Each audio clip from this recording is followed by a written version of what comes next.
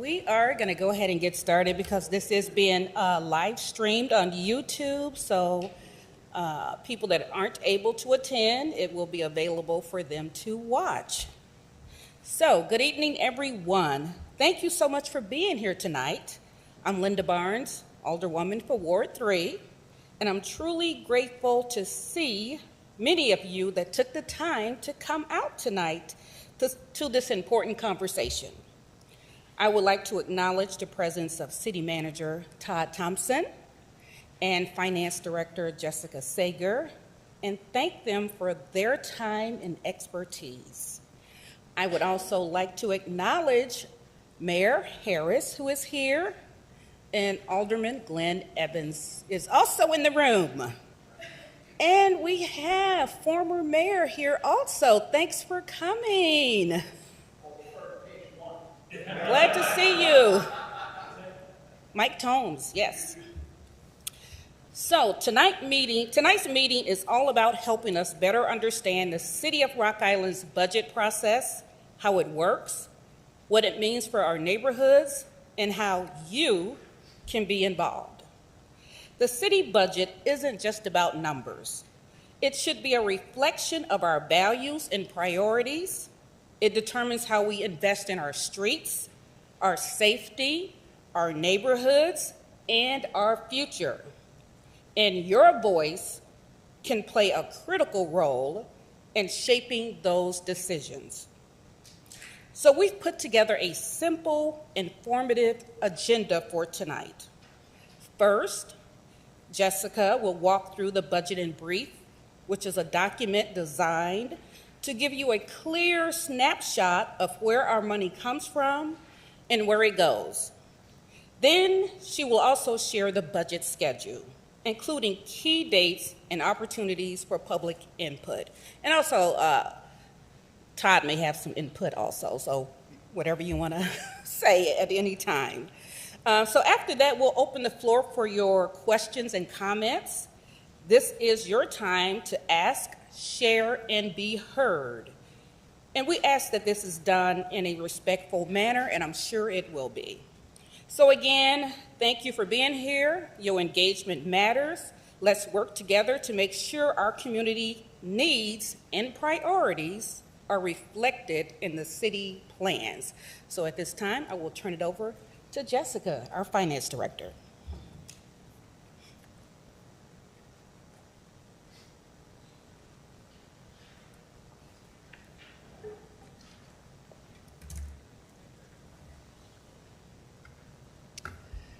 Good evening. Thank you all for coming. As Linda said, my name is Jessica Sager. I'm the Director of the Finance Department. Tonight we're going to review the city's budget in brief for 2025. If you haven't picked up a handout yet, there is one that's on the back table for you. And this document is a glimpse into what was approved during the 2025 budget process. Before we begin, I'll provide some brief information regarding the city and the funds that go into preparing the budget. The city's comprised of now 12 different departments. Prior to 2026, it was 11 different departments, but we split the community and economic development into 2 separate departments. So now it's 12 departments. The city has over 67 active funds, and there are 3 major fund types that go into governmental accounting. You have the government funds, which is similar to the general fund or special revenue funds. You have proprietary funds, which is an enterprise or internal service fund. The proprietary funds are water sewer funds. It can be the employee health and benefit funds. It's anything that's run as a business type fund is considered an enterprise fund. And then finally, you have fiduciary funds, which are the agency funds that the city manages on behalf of an agency. So those are the police and fire pension funds. We also have, this city is a little different. We have component funds. So the component funds are the MLK grant funds that they have as well.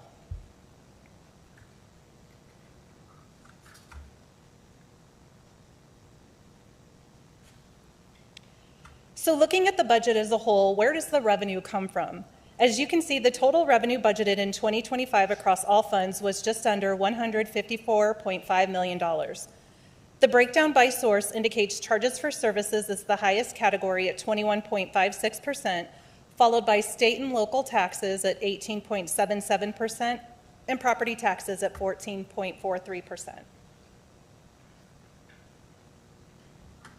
Oh, my mouse isn't working.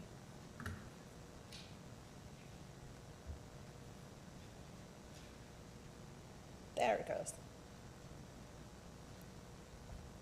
So understanding your property tax bill, when residents look at the property tax bill, it's important to note that it's not just for the city of Rock Island. There are other taxing bodies that go along into the bill that you receive. Each district has its own levy that they establish. So looking at the screen in front of you, this depicts a 2024 tax bill if the value of the home was $100,000. So you can see that the city of Rock Island would have collected $757.75 out of that $2,800 bill that you received. So again, looking at that, the property tax, the highest percentage is the Rock Island School District at 51.24%. So they collected $1,446.96 out of this bill.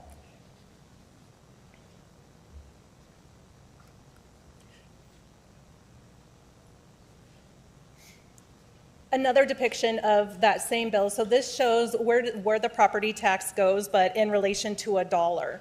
So for every $1 paid in property taxes, 51 cents goes to the Rock Island School District, 27 cents goes to the city, 10 cents goes to the county, and the rest is distributed amongst the remaining taxing districts.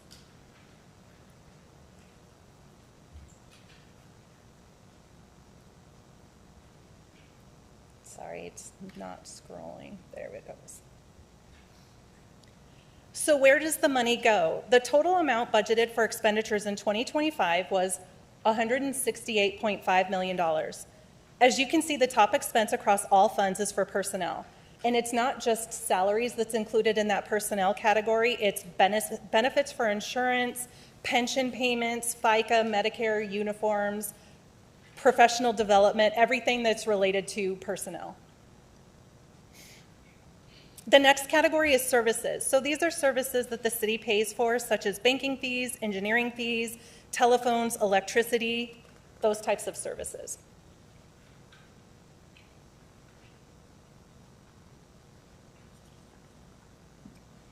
Again, this slide breaks down the same information, but by fund. So you can see the general fund was at 33.45%, and the enterprise funds followed right along behind at 29.41%.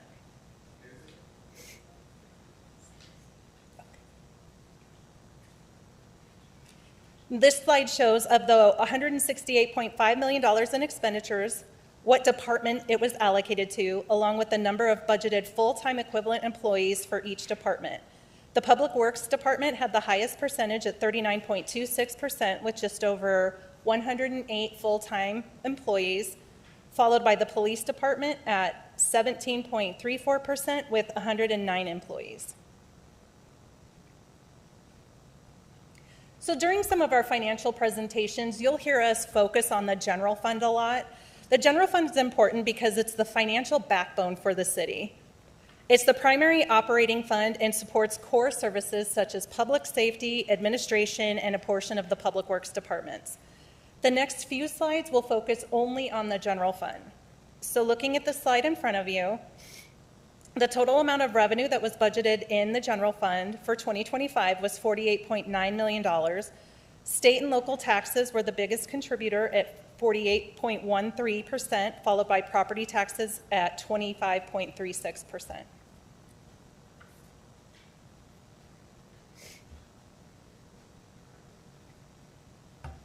The total amount of expenditures budgeted for 2025 in the general fund were just under $56.4 million.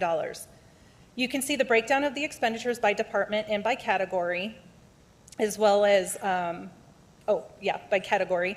The police department was the highest at 34.26%, followed by the fire department at 28%. with personnel being the biggest category at 66%, followed by services at 15.39%.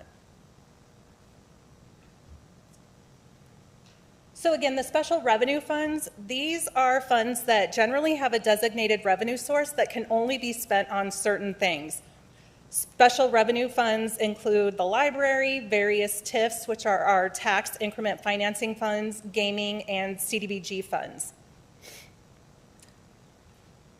As you can see, the top category is grant revenue at 36.24%, followed by property tax at 32.72%.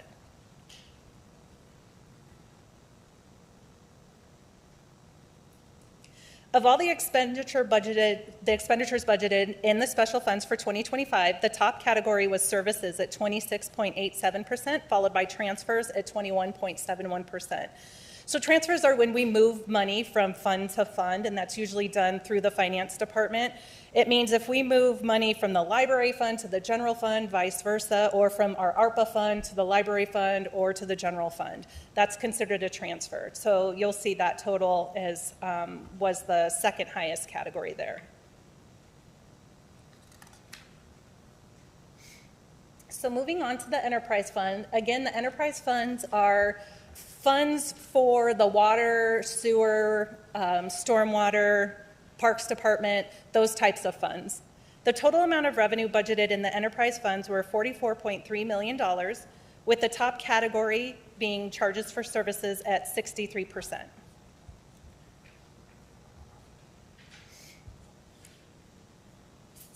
For expenditures, the top category was services at 29.50%, followed by personnel at 18.35%.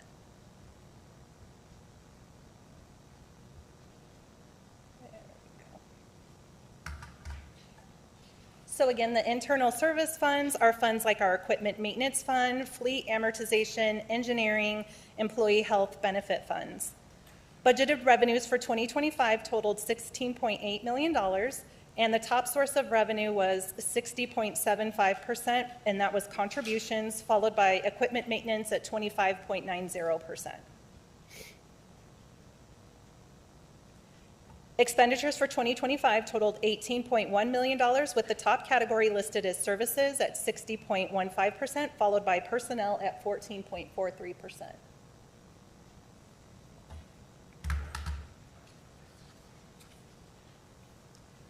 Some of the capital projects that were included in the approved 2025 budget included repairs to the 18th Avenue pump station, Sunset Marina upgrades, new vehicle replacements, and new financial software for the city. The total amount budgeted was just under $24.9 million, with the top category listed as streets, followed by wastewater. So this is all of that same information just listed over as a 5-year history.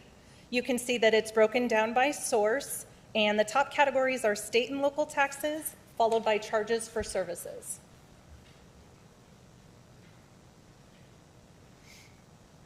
And these are the 5-year history of expenditures, and that top category is personnel, followed by services. So looking at the 2026 budget, where we are moving towards, some of the budget goals that we have as a city and as a finance department is to ensure a balanced and sustainable budget. We want to support the goals and priorities that are established by City Council while minimizing financial impacts on the residents as well as businesses. We want to continue providing high-quality municipal services and maintain fiscal responsibility which adheres to established financial policies while preserving the city's current financial position and strengthening its long-term outlook.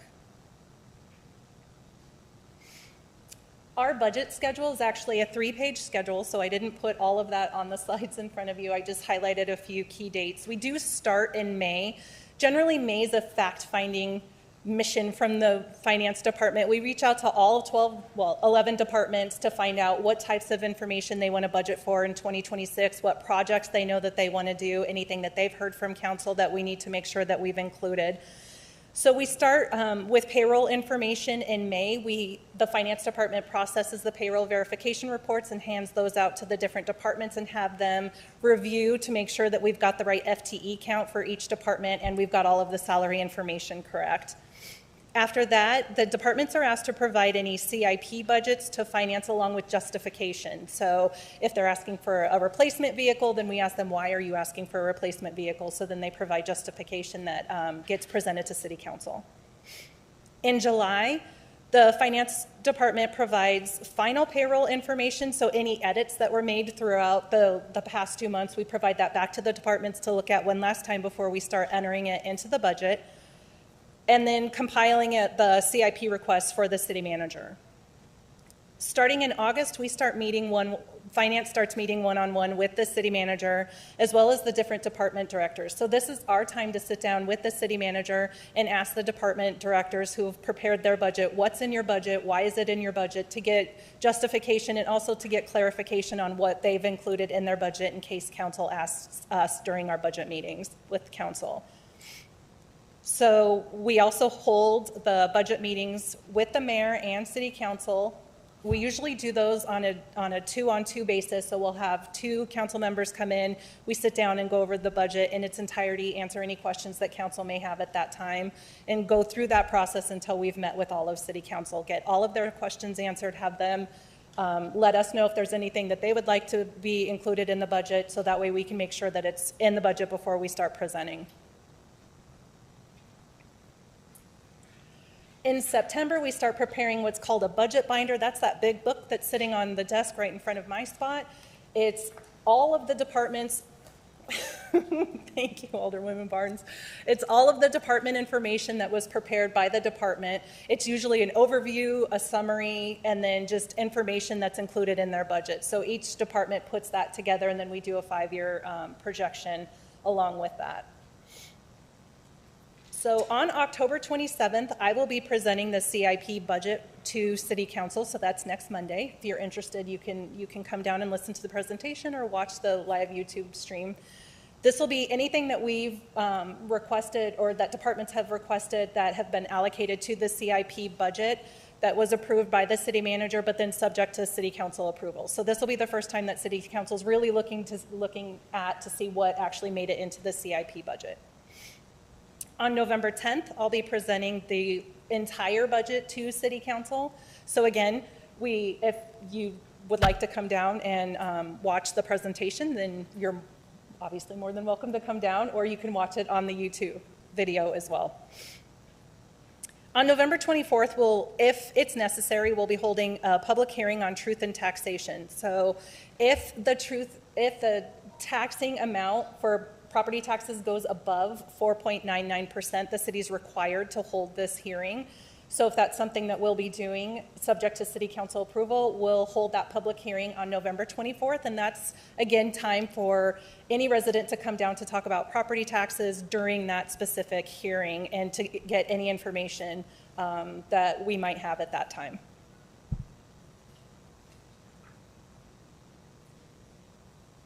Moving into December, on December 8th, we'll have another public hearing, and that's on the budget first reading. So anytime something goes before council as an ordinance, there has to be 2 readings, and there's a first reading and a second reading. So this first reading will be on December 8th. So again, another opportunity for public input if you'd like to come down and speak regarding any questions you have on the budget or any statements you'd like to make regarding the budget, that would be the time to do so.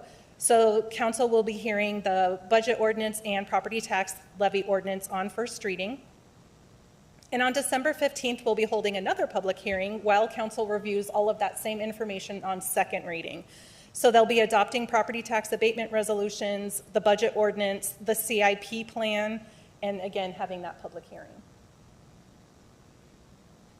So for those that couldn't make it tonight and are interested in following along in the budget in brief, we do have it available on our website. There's a QR code if you'd like to take a snap of that, and it'll take you right to the 2025 budget in brief.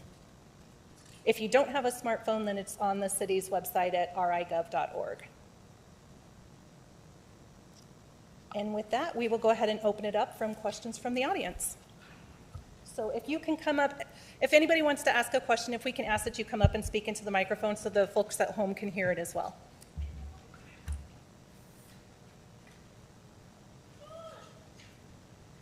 Good evening, everyone.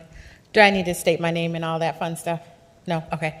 I just want to know who makes the recommendation for property taxes to go up? Where is that coming from? I understand that it's presented to City Council to vote, but who's making the recommendation in the first place? We get property tax information from the county, so they provide an assessed value for us, and we present that information to City Council. So we don't necessarily make a recommendation, but we do show multiple scenarios. If property taxes are this rate, then this is what will happen. If property taxes are this rate, then this is what will happen. And then it's up to City Council to adopt from there. What other options does, I'm sorry, can I ask another question? Okay. What other options do we have to fund our city instead of consistently raising property taxes? Because it's getting a little redundant and expensive. So what other options do we have? Yeah, I might speak to that a little bit and maybe address your original question. There's two components to, or really three components to how much money the city collects. There's the levy, and then there's the rate, and then there's the assessed value of properties. In the past few years, we haven't increased the rate, but we've allowed the increase. Oh, I'm sorry. We've allowed the increase in the EAV to put the levy up. Okay, one more question. Yeah. Okay. It might be a statement, but a question might be in there. Davenport is growing, and they're accumulating businesses. Moline is growing, they're accumulating businesses. Bettendorf is growing, and they're accumulating businesses. What is happening to where Rock Island is at a standstill, and we do not seem to be accumulating businesses? Yeah. What is happening, and how do we resolve that matter? Yeah, there's a lot of different things that go into it. I mean, Iowa and Illinois are different, right? They have different business climates. Davenport has a lot more space available for the development of industrial parks and things like that.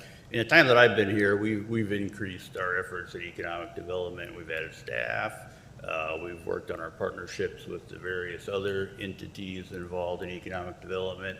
And I think you're beginning to see good things happening. So I would say that we are making progress. A lot of exciting things going on. We formed a new downtown TIF. River's Edge was created to allow incentives to people that develop within that zone. And that's one advantage, or that's one thing that's kind of given us parity with Iowa. Iowa for many years gave out, hundreds of millions of dollars worth of tax credits. And in Illinois, they had about 25 million for the whole state.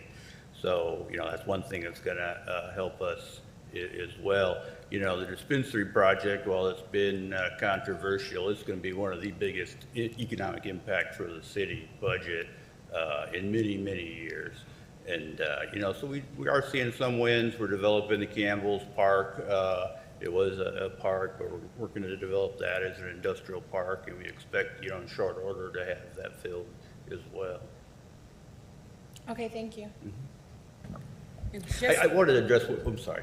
I did want to address, you talked about other sources of revenue. One of the challenges for Rock Island that we're working on, but puts us at a little bit of a disadvantage, in Iowa, they share sales tax, so they're not as, they're not as dependent upon just having, sales tax revenue generators in their city because they share it, I think, on a countywide basis. About half the dollars that people in Rock Island spend, they spend outside of Rock Island. So all of that sales tax income's leaving Rock Island. And we need to find ways to capture that. Ideally, we would capture an amount equivalent to all our sales tax dollars and more. We would draw people in. But, for different reasons, that's been a challenge. But we need to focus on developing 11th Street, Blackhawk Road. We need to renew our focus on increasing our sales tax. I don't have the exact numbers, but I think Moline brings in like $20 million a year in sales tax. We're a small fraction of that. 15, yeah, and we're a small fraction of that. And that's one of the challenges that we have that makes us dependent upon the property tax. The other thing with the property tax is about 2/3 of that, more or less, goes toward fire and police pensions. The number that we pay in fire and police pensions has gone from about $6 million to about $11 million in the last 10 years. And that's one of the reasons you get a lot of pressure on the property tax. Because, 10 years ago when it was $6 million, the remainder of it was used for general fund and related expenses. Well, you take all that revenue out of the general fund, it's difficult. And then just to add to the property tax question, and Jessica can chime in if she wants, one of the main things that will cause it to increase is if the county increases the value of your homes. So we don't have any say in that. So I think right now it's estimated that that's going to go up about 6% of our home value, which is going to increase our property tax rates. What we've done at Rock Island, we've tried to keep the tax rate pretty level, and there's also 8 taxing bodies. So if you look at this page here with the dollar bill, that's the breakdown of where the property tax goes. So Rock Island only gets 27 cents on the dollar for property tax. The largest goes to the school district at 51 cents. So if any of those taxing bodies decide to increase the rate, then that'll increase the property tax also. Anything to add? No, I think she did a great job explaining that. So if property taxes go up, it doesn't necessarily mean it's the city that's increasing. It could be the value. It could be one of the other taxing districts. We, like Alderwoman Barnes stated, we haven't raised the property tax levy in a while. So it's just accepting that EAV that we've received from the Rock Island County. So I have a question. When you just said, we're looking at the dollar again, where you're saying that 51 cents of it goes to the school district. How does that compare to other cities, other quad cities? And I would say, just staying on the Illinois side, let's not even cross the river. On the Illinois side, how does that compare to the other cities of how much of their property taxes? Because again, like Dr. Pugh said, our taxes are growing. We're giving it to the school district, we're saying, but we can see what the school district, like where they're at too, and what's going on. So how are you comparing that to your East Moline, Kelowna, and the rest of the crew?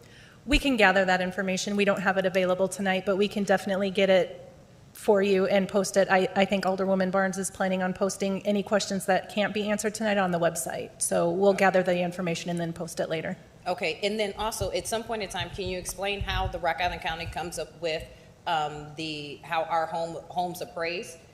What is that process, so that everybody can understand the process that gets there that shows how our taxes are affected in this with that appraisal? If we can get the breakdown of that process, I think that would be beneficial. Sure. I can reach out to the assessor's office and see if they have something, since that's done at the county level. That's not something that's done at the city level. We can reach out and see if they have something that they can provide that we can post as well. Okay, good, thank you.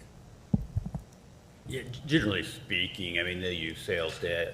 If your home sells, your value is going to change. And then every 4 years, they do what's called the quadrangle, where they basically review all the rates and update them. So periodically, you'll see an increase because of that reassessment. But yeah, we can provide some more information on specifically. One thing you should remember too is you can challenge your taxes. If you don't agree with the assessed value of your house, there's a process that you can go through and challenge it.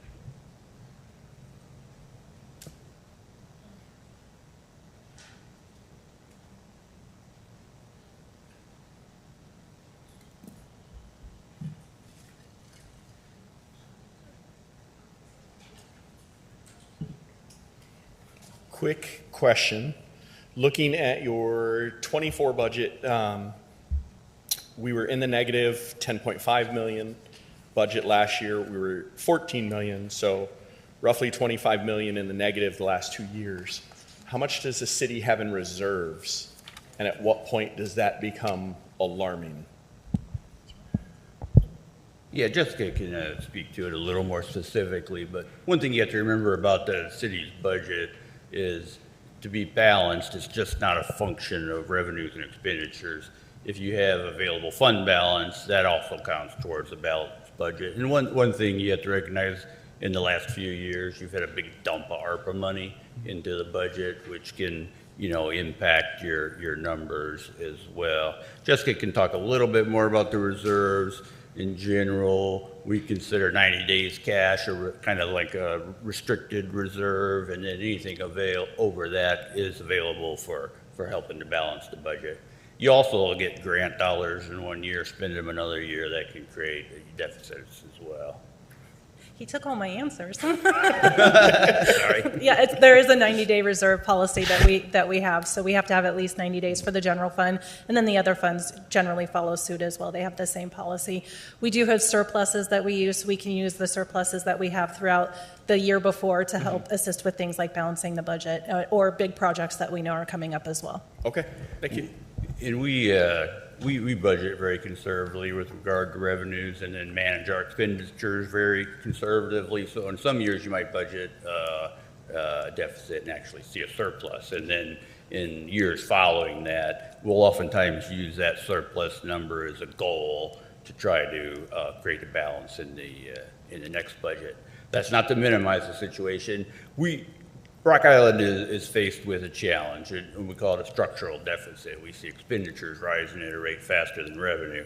So as an overall strategy, Rock Island's looked at cutting expenditures. We've looked at different ways to increase revenues without raising, fees or taxes. And then important part of that is economic development, growing the tax base. Okay.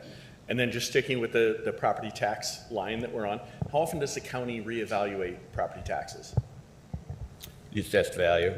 Yes. Yeah, I'm not an expert on how the county does it, but generally every 4 years they Okay. take a really good hard look at it. And in the interim, depending upon sales and things Okay. like that, your individual numbers All right. might change. Thank you.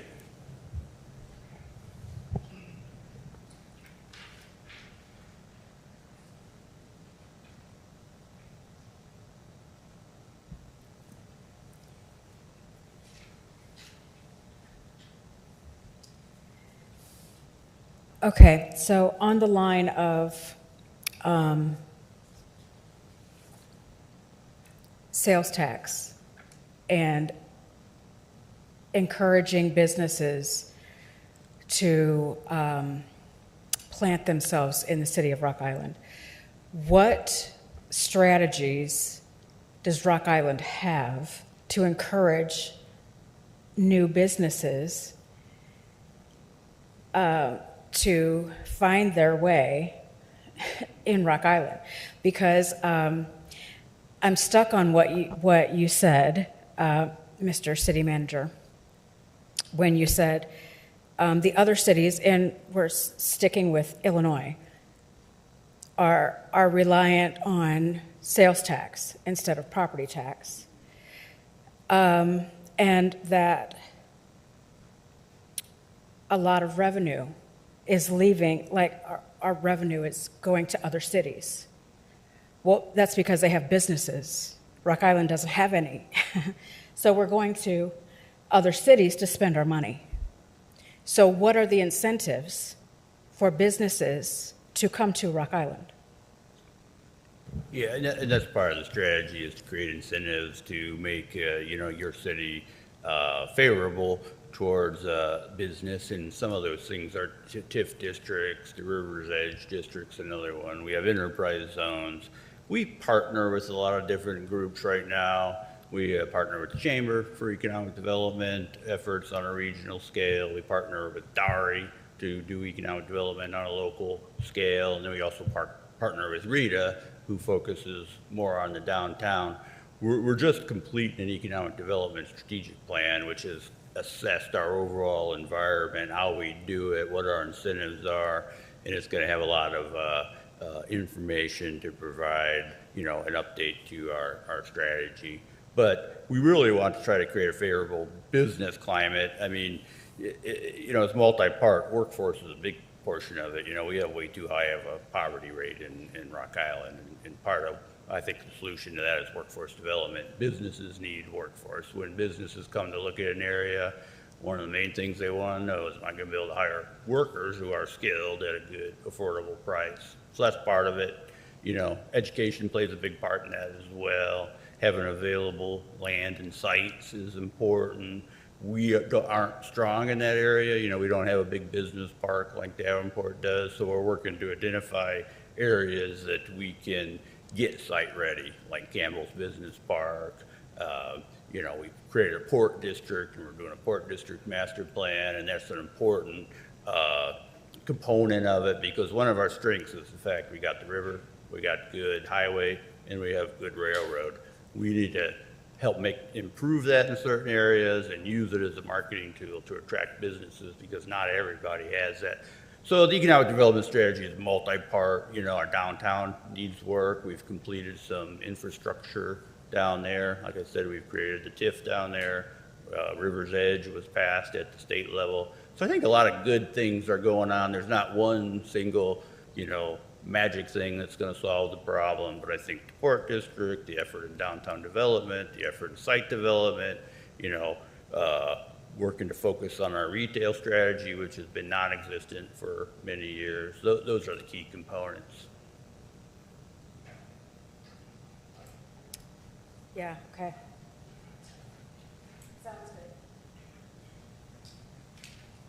So following up behind her. So I guess I have a few questions. If we're saying that economic development is one way for us to be able to raise our sales taxes, which will cut down our property taxes and give more revenue, then I'm confused about why in the budget that economic development has a very small budget. It's only 4.4% of the overall budget. If this is what needs to happen, why isn't more money going to that budget? That's the first question. I'll let you answer that before I go on. Sure. Oh, I mean, you know, we got a lot of needs. It'd be nice to have more in a bunch of different areas. So everything that we add to economic development, you got to take from someplace else. And that's a policy decision that the council makes. Okay, so at what point in time do we entertain that conversation with the council? Because again, our property taxes are raising. Mm-hmm. We're not getting any business. We can say we've been landlocked ever since Rock Island came. So we can't keep using that excuse that we're landlocked. There are literally businesses that have nothing there. We have an economic development team of 2 people that doesn't look like he's done anything in the last 1.5 to 2 years. So at what point in time do we increase that budget to get more people on his team so that we can do something? Because what I've looked at is your expenditures over the last 5 years. In 2020, 23 to 2024, personnel budget went up by $7 million. What was that increase for? Why wasn't that given to economic development? We knew in 2023 we had a problem. We've known since we got here that there is a problem. Yeah, we have added people. And we've also increased our debt by $4 million in between that same time frame, 2023 to 2024.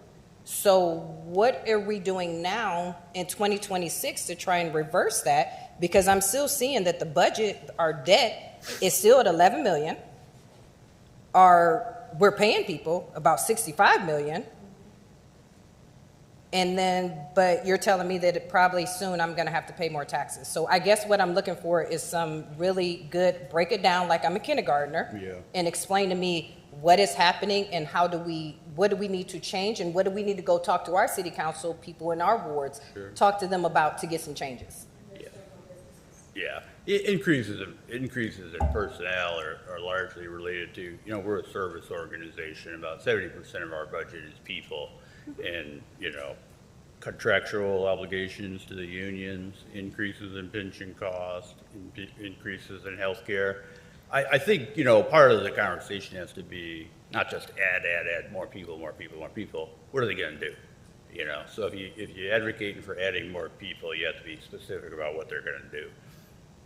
So for their community economic development, this is what I'm going to assume that this is what this person do. They're going to go out and actually start looking at what businesses do I have available. Now I'm going to work with people outside to say, hey, you want to open up, you said you want to open up a business. What kind of business do you want to open up? Let's sit down and talk to see how I can actually help you in order to be able to bring that. There's nothing in Rock Island that I need. I have to go to Iowa, again, moving away from Iowa. I have to go to Moline to get stuff that I want. Sure. Everything.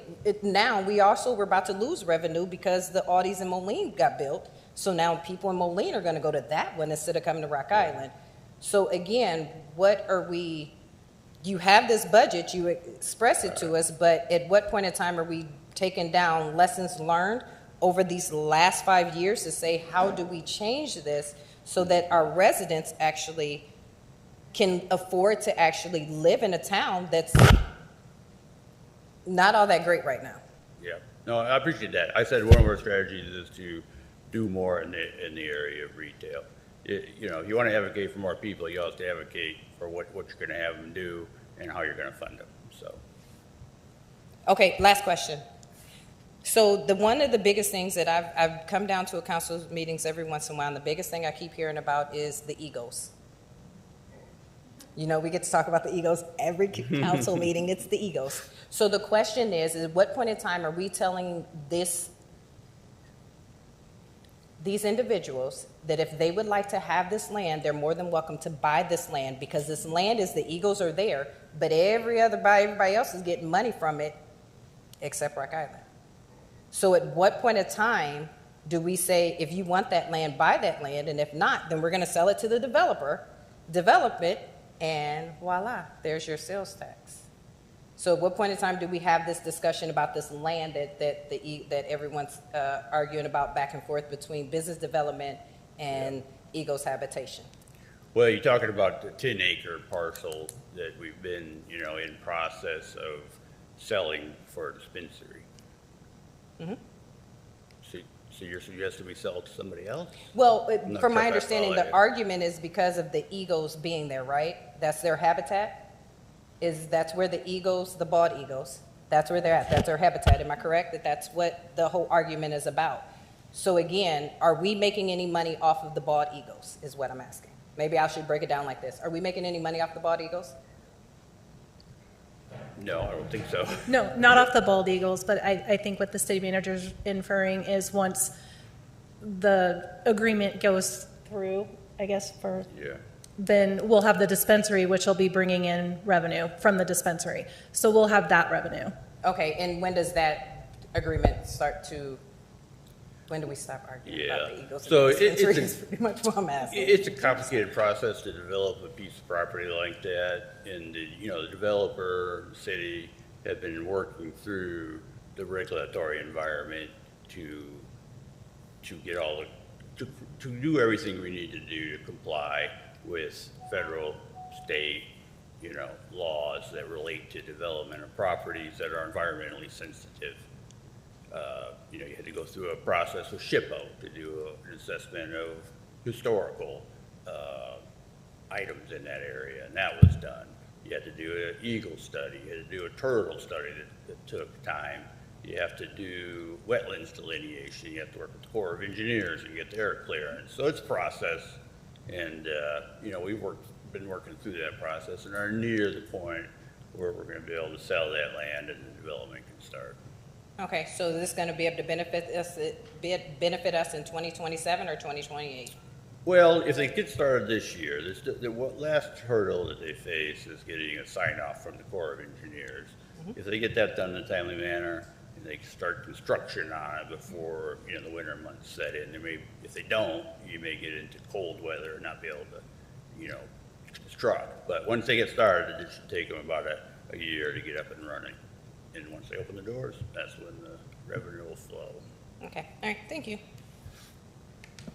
Todd, can you kind of touch on contracts that the city has with other organizations for economic development? So even though we may not see it in our personnel, but we do have partnerships with other companies. We do. We partner with the chamber for economic development activity and in support of the efforts that they undertake at a regional level. We partner with DAR, the Development Association of Rock Island, for much of our economic development efforts locally. Also, RETA, they collect the special service area tax, and then we also provide them with some additional funding. And then the other organization that's somewhat related is Visit Quad Cities, which we partner with them and provide them financial assistance to promote tourism efforts.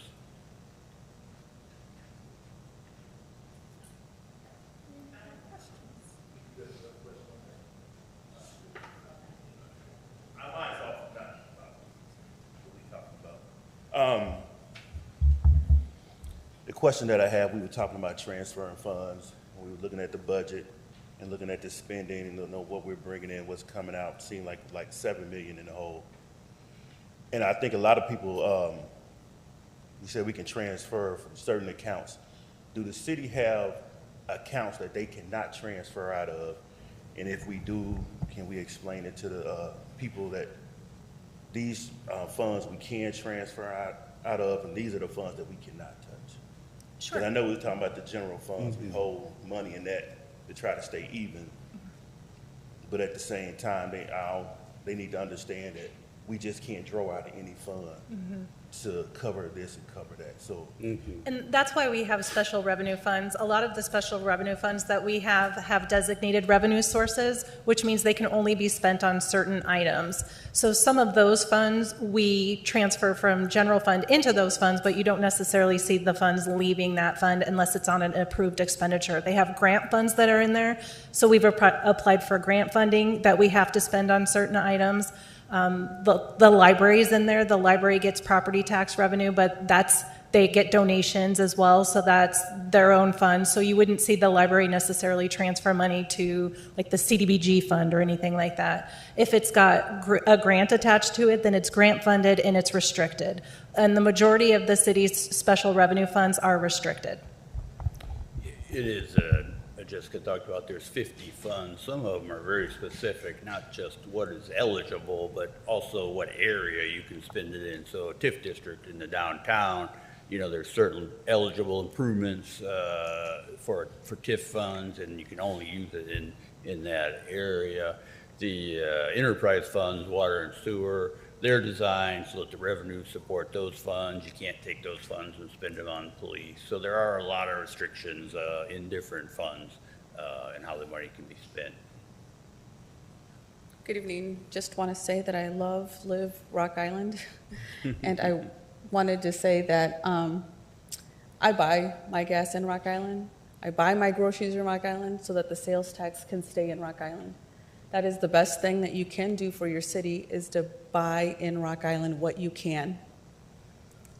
The other thing I wanted to ask was, I go to city council meetings, and I've noticed that you had mentioned that you had voted no on a lot of the ARPA fund transfers. Can you explain that a little bit, just to see if there needs to be a concern? Because I know you sat in that seat before, and I just wanted to see if there was anything that we need to be concerned about. Actually, I did get a comment about that, about my no vote on the ARPA. And I did have some concerns. And what I plan to do is really just put together what my concerns are and then present that at the next meeting so that, the public will understand. So I do plan on doing that.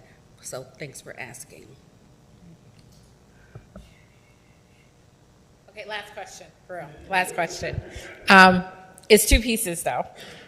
One, do we have like a task force of just regular community members to look at our economic situation and then make recommendations that are viable and doable? Do we have that? No, we don't. Okay.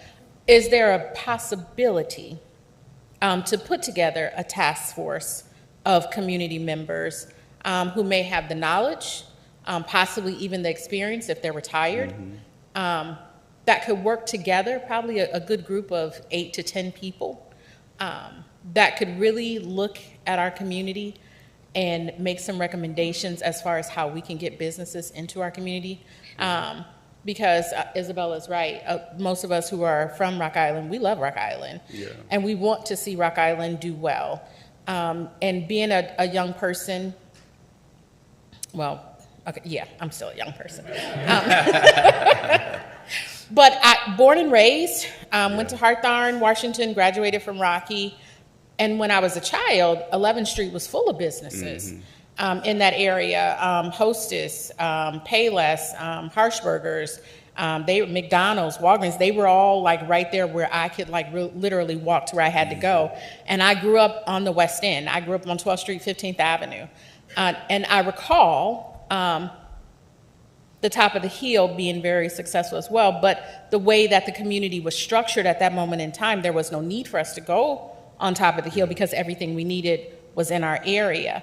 And that doesn't seem to be going on anymore. So is it possible for us to put together a task force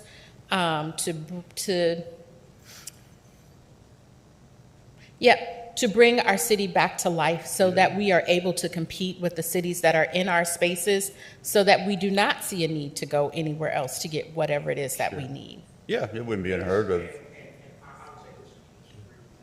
Yes, the groundwork for that is being laid, and that specific task force that you're speaking of, it should be in creation close to the first of the year. Yeah, I'm sorry. I was saying the groundwork for that task force that you were speaking of, it's being laid as we speak, and it should come into existence around the first of the year. So yeah, that is starting to be put down on paper. Okay, thank you. Thank you.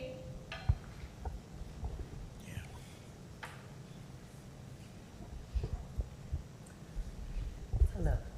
Thank you very much for putting this together. Greatly appreciated.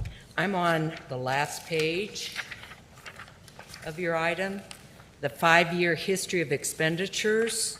And I wondered if, not looking for micro explanation, but could there be some overview as to what the reason was for some of the leaps that have happened, such as services from 22 to 23, 13 million increase? And if you look at services now on your projected 25 budget from 22, it's almost a 20 million increase. Could there be an explanation on that? Other, what is it? What does it contain? Programs, why is it dropped?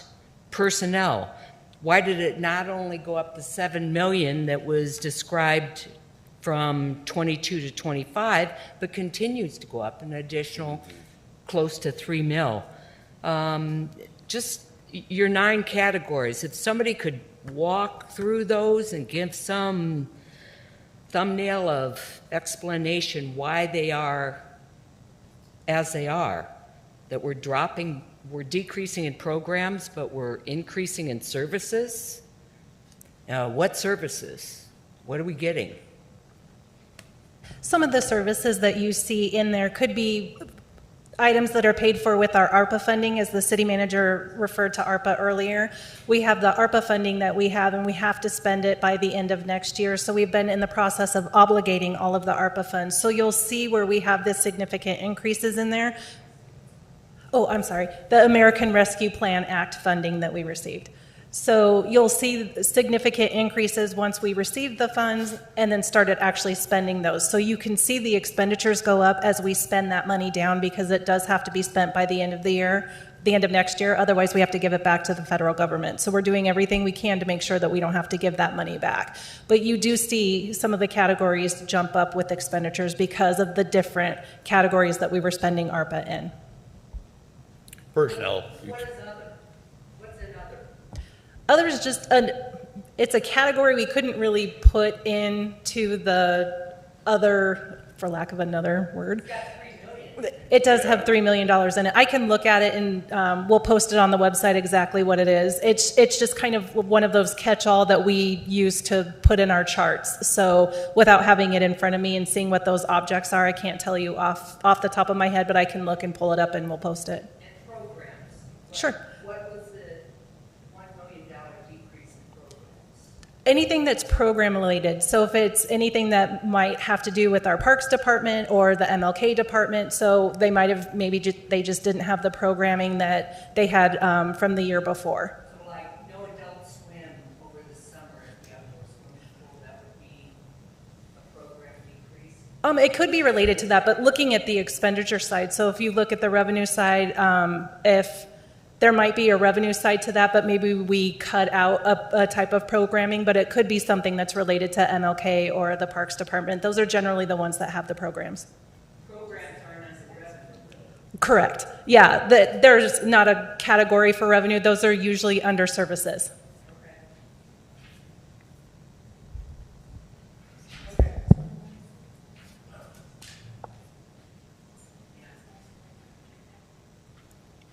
Being on different boards, I think one of the things that being on those boards, we kind of think everybody should understand certain things. So, especially when it comes to the budget.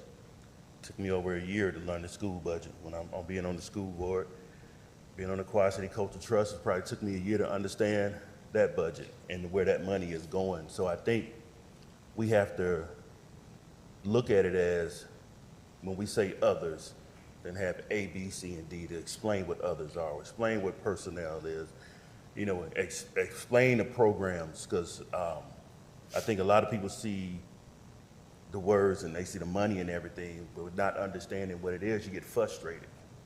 And that's where the anger comes from, because you do not understand the language that the board understands, and that what people who studies that budget understand. So I think that's one thing that on certain boards that I've on that we have done is try to break it down after we say what it is. And I think that's what the frustration was from the earlier person that came up here. Just don't say programs. Just don't say others. You know, and them others tell me all of what it is, so I know where my money is going. You know, programs, and explain all of this, the budget, why it's because to learn, I'm glad Mrs. Barnes did this tonight. It opens up the mind to a lot of people, but to really understand the budget, it's going to take you over a year to truly understand why this is done the way it is. So I think for the community, for having things like this, if you guys do it again, next time, break it down.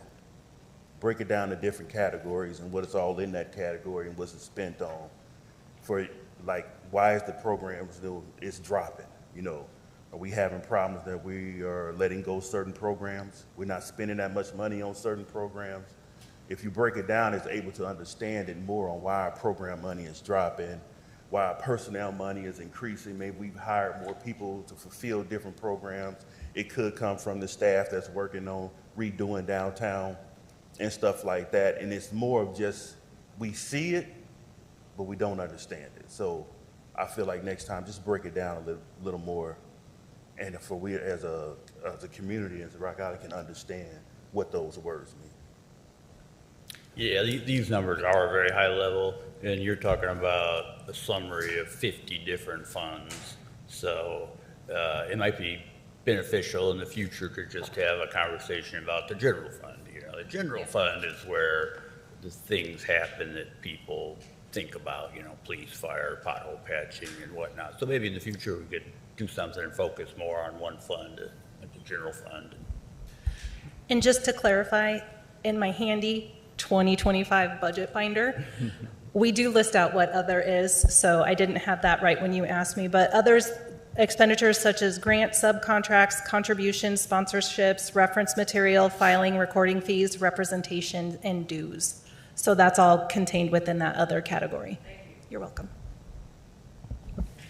And I do plan to have other workshops also, getting more, looking at specific areas, like you said, maybe the general fund, focus on that, because that is the main fund where, all of our taxes, the majority of our taxes are. So that's really important to understand. So we will take a look at a follow-up workshop.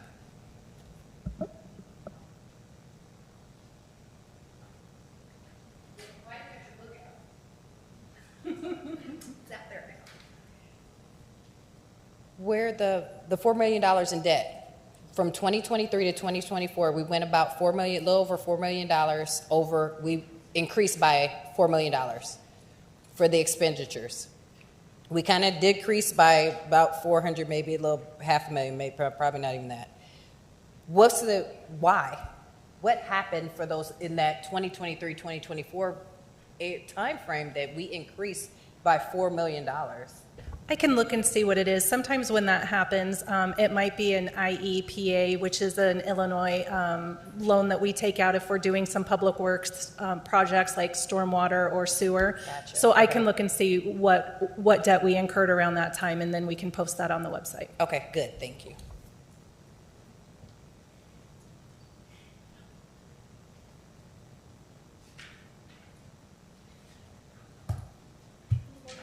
questions.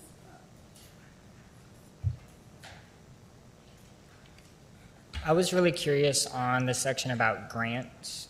I was just wondering, in the 2024 section had a huge chunk of our revenue from grants. And like it was 23 million, and this year it's a little over 11 million. So I'm just kind of wondering, what kind of things are we applying for grants for? Like how do we do that process? Who applies for grants, and like what are we doing? Sure. And the majority of that will be the city recognizing the ARPA projects. So we've recognized the ARPA revenue, and you'll see that as the grant revenue. Okay. It's the way that government accounting works is when you have it, as you start spending it, you recognize it. So a lot of that is the ARPA revenue that we received, but we do apply for grants. Every department's applying for grants if they can. The police department, the fire department, Parks is great at applying and actually receiving grants. So shout out to John Grip back there for his fantastic grant applying skills. And CDBG gets $1 million in just CDBG funding generally. So our community development department applies for grants as well. So each department is doing what they can to apply for grants. So, MLK, I left out. Can't forget MLK. They do a lot of grant funding as well. So we're all doing what we can to bring in those grants to try to offset some of the expenditures that we have. And then I was wondering, is there a way that people can see like what kind of grants, like online, is there a bullet list of grants that the city's applied for? There's not a grant listing, but we've had internal conversations about putting one together so we can post it as Okay, well. that'd be We awesome. Yeah, we just don't have one person that works on the grants. Every department works Right. on the grants, so we can combine them, consolidate it, and then put it out. Okay. I did have a question from someone who could not attend, so I did submit it to the city manager and department heads and got responses. So his question was, how much is the city paying Google for emails, et cetera, instead of hosting their own server for nearly nothing? Is Illinois conflict with the federal government costing us grant money, and how much? And why is such a small percentage of the water runoff charges on our water bills going to storm drain repairs? So Mike Bartels, our Public Works Director, he responded to two of the questions. Question about Illinois conflicts with the federal government, is it costing us grant money? He stated that federal dollars, including federal grants, have been much harder to receive than the previous administration. One example would be our 11th Street Build Grant. We received award notification under the previous administration and have been trying to proceed with getting the project moving forward. Now, with the new administration, we are being asked to reconfigure the project from a previous road diet and pedestrian shared use path project to no road diet and keeping the current 4-lane configuration. So in my opinion, I would say that the conflict is hurting local municipalities in Illinois. So Todd, I don't know if you want to follow up on that one. Yeah, I think some of what Mike references is the raised grant for 11th Street. That was received. It's about $22 million. We have started to have discussions about actually entering into an agreement that would, provide for that funding. But as he indicated, some of the original things that were part of the grant and were viewed favorably are now being reconsidered, such as, being a multimodal bike, pedestrian, and traffic isn't as high priority as it was at one time. You've seen, the Trump administration restrict some funding to states as well, and we worry about that also. So at this point, it hasn't really impacted us specifically, but I think there is some reason for concern as we move forward with that. Okay. And then his other one was about rainwater runoff charges on our water bills going to storm drain. Mr. Bartels responded, the Stormwater Fund has 2 projects in next year's budget, including 18th Avenue Pump Station Project, which will rebuild a current pump station that handles stormwater pumping through the levee when the river is in flood stage.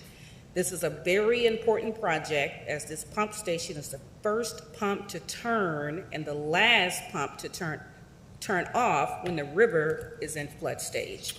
If I could just add to that a little bit, all of the money you pay in stormwater fees goes in the stormwater fund. The only thing that stormwater funds can be used for is projects and maintenance related to stormwater. Sometimes it might take multiple years to build up enough money to do a large project, and there's a lot of need in this city for different stormwater projects. But I can assure you, all the money you pay goes towards stormwater. Right, he just mentioned that Public Works performs many storm drain repairs in-house every year, which is funded by the Stormwater Fund.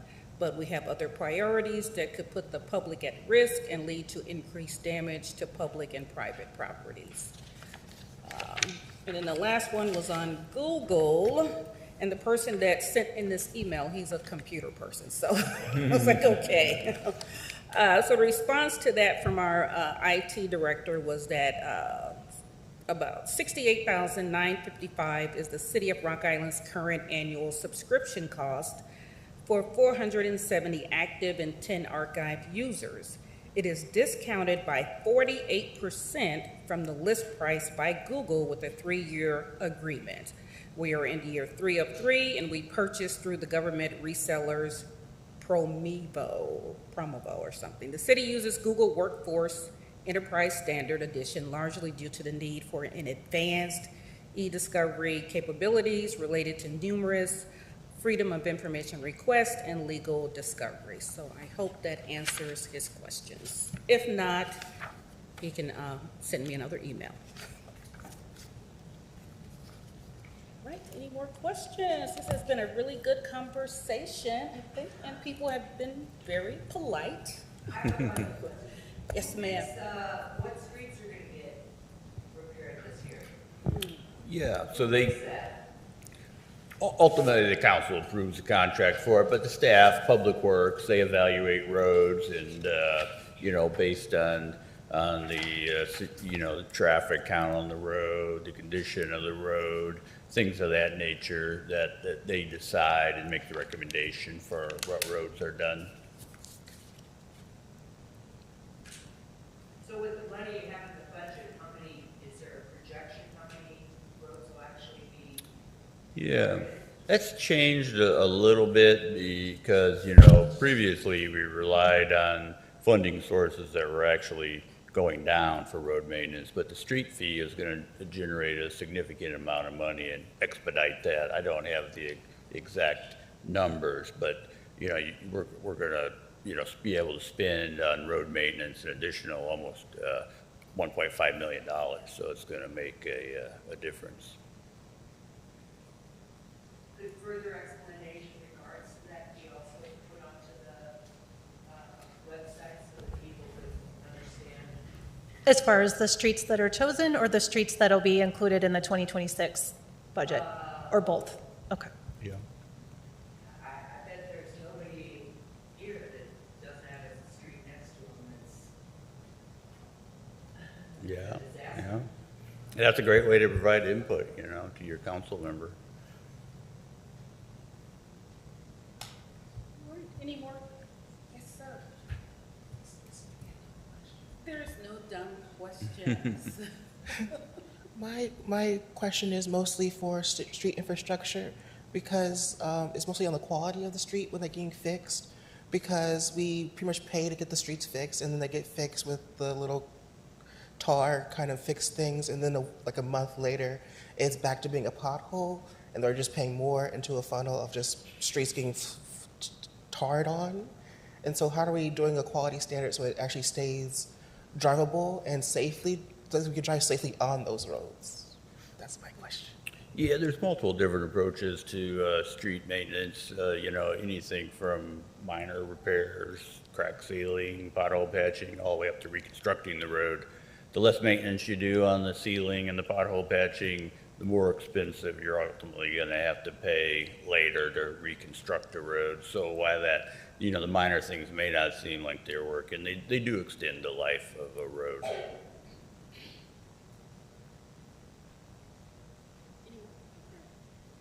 And this is an Augustana student who's shadowing me to learn more about government. Yes. Thank you. Also, are we doing pretty much anything to like research any road infrastructure changes? Because a lot of the damages are caused by like the changing of temperature, us freezing and stuff like that. Are we doing anything to help combat that so we don't have to do it as often and it costs us less to do these changes? Yeah, exactly. I mean, that crack sealing those cracks up, well, it might seem like a small thing, it keeps the water out of the road, right? And that's what really destroys roads, the freeze and thaw, water getting in the ground, freezing and thawing, and that's what makes roads explode into potholes. So that crack sealing, that pothole patching, it slows that process down. Yeah.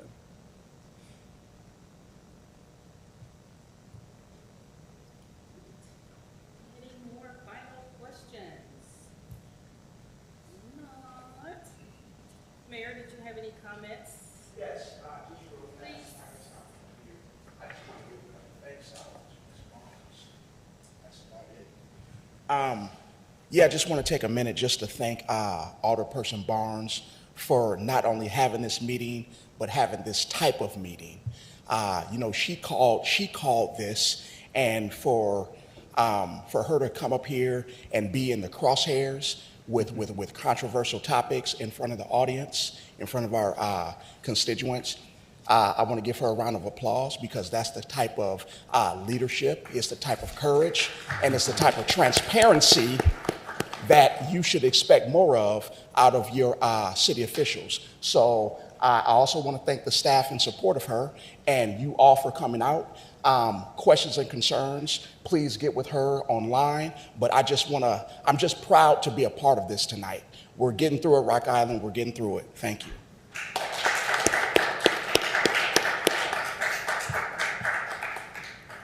All right, again, thanks everyone for coming out. I am really big on community engagement, have been for a number of decades.